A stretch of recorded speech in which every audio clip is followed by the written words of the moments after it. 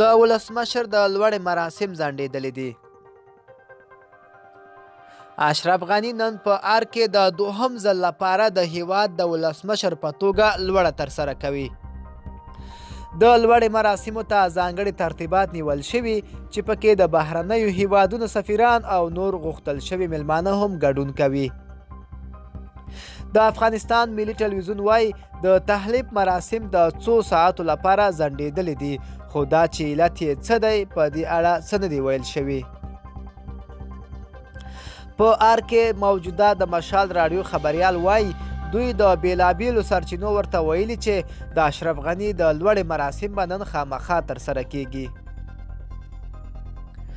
خو د ولسمشریزو ټاکنو بل کاندید عبدالله وایي په انتخاباتو کې درغلۍ شوې او هغه ګټونکی دی.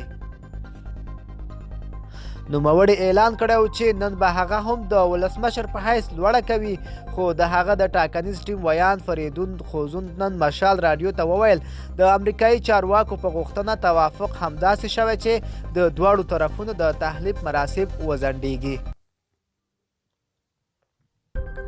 ارګ ماړی د عبدالله د ټاکنیز ټیم د دغو څرګندونو په اړه څه نه دي ویلي.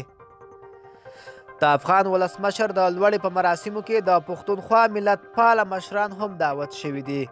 د پاکستان حکومت د مارچ پر 8 علي وزیر او محسن داوړ ته هم د کابل د سفر اجازه ورکړه.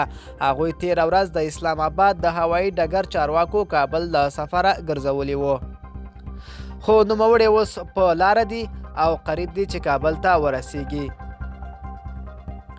ملګرو، دا زموږ تازه خبرونه. د لا ښکلي ویډیوګانو لپاره زموږ افغان ټي وي چینل سبسکرایب کړئ.